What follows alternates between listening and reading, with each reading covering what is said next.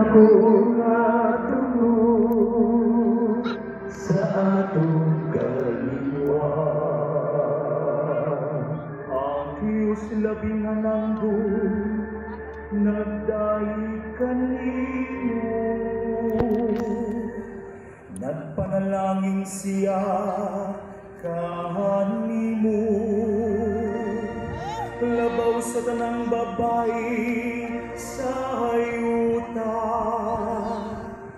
Pagkatakos daygon ng Ginoong Diyos nga nabuhat sa langit o sa hayuta. Ikaw ang labing dako nga dako sa atong kaliwa. Ang imong pagsalig sa Diyos, dili gayud hikalimtan nila nga nagtub-an sa gahom sa Diyos. Ikaw ang labing dako nga dungo sa atong kaliwa.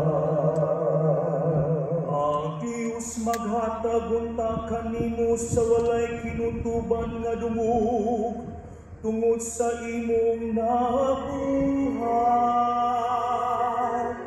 Manganti-unta siya kanimo sa mga panalangin tungod kay nagpabilin ikaw ganang mag-inumanon kaniya.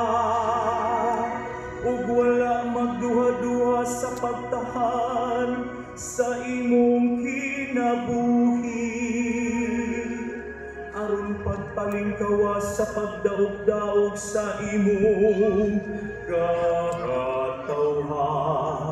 Ikaw ang labing dako nga dungo sa